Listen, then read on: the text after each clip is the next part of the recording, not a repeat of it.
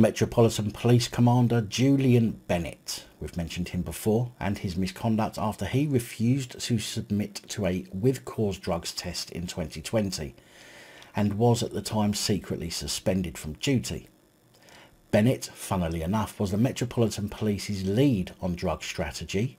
He wrote the force's drug policy when he was commander for the territorial policing and was the one in charge of Metropolitan Police misconduct hearings, with a reputation so fierce he was named Sacker due to the number, allegedly, of people he would kick from the force. Sacker's case was initially referred to the IOPC, but the IOPC sent it back to the Metropolitan Police to investigate themselves just 2 days after they received the referral. Well, we've been waiting 2 years for this, and his hearing has now commenced. In fact, it started last week.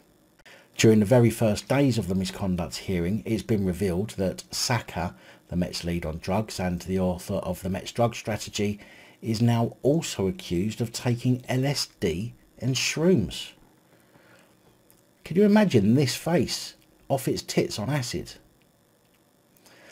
Well, Bennett is also accused of failing to give a drug sample after suspicion arose and that he lied about why he failed to give one.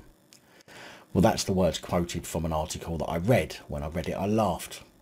Failed to give a drug sample. I mean, what are the professional standards trying to do? Find out if it was any good so they could buy some off him. Sacker claimed that he had taken cannabis oil, a form of medical cannabis, to treat facial palsy, which an earlier hearing was told that he knew to be bullshit. A Met commander lying. Huh. Who'da thunk it?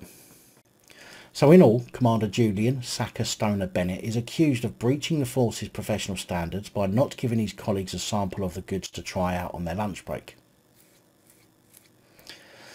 But in all seriousness, he is accused of breaching the force's standards for discreditable conduct, honesty and integrity, and orders and instructions. But, and here's the plot twist, here's the save.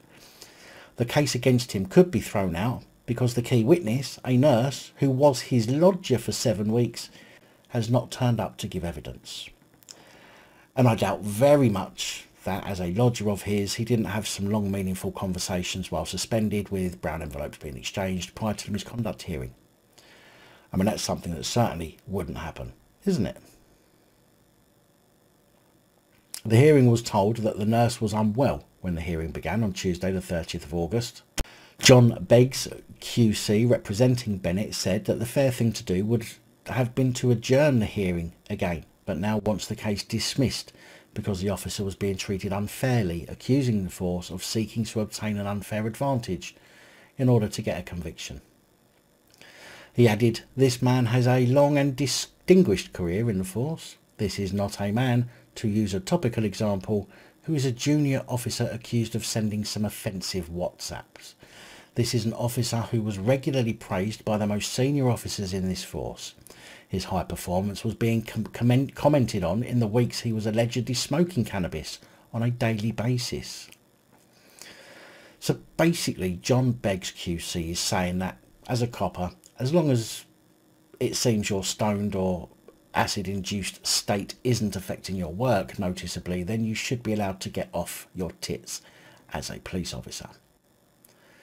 Now, I know some of you don't think a spliff should affect your work, but it does, and I'm sure there aren't many people who have turned up to work to deal with the public while tripping their bollocks off and managed to fulfil their duties at the same time.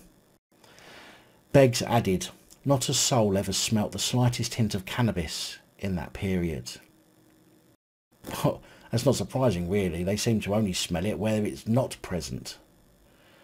He added, he denies ever taking cannabis or any controlled drug. Had he taken a drug test on July the 21st, 2020, he might well have tested positive for an entirely innocent reason. But what about the rest of us? Could we use the same excuse? I mean, would you simply let a motorist on their way if they said they'd been taking some cannabis oil for a skin condition, or would they still be charged with being under the influence? As if I need to ask that question. According to Beggs, it was also odd that the force did not want to fast-track the case, meaning there was little or no dispute about the facts, but were now effectively seeking to go ahead with the case without the main witness, the nurse and Sacker's lodger, which would put the tribunal in a similar position to if it had been fast-tracked originally. He even compared the Metropolitan Police's handling of the case to that of Liam Allen, a criminology graduate who was accused of rape before his case was dropped 3 days before trial. The Met had to apologise to him for its handling of the case following a review. Beggs called for a similar review to be carried out in this case. Now, if the 3-person misconduct panel do find him guilty of gross misconduct, he will be barred from serving in the police for the rest of his life, which probably isn't that long, and his pension could be cut. The tribunal, which is being chaired by Akbar Khan, continues this week. Now, I've got to say, it's nice to hear about the cut in pension, but by how much? And why do we not hear this about normal plods who are dismissed after misconduct hearings? Commander Julian Sacker Stoner Bennett has been suspended and remains on suspension on full pay of £136,000 a year. I'll try to keep you updated with more as it becomes available.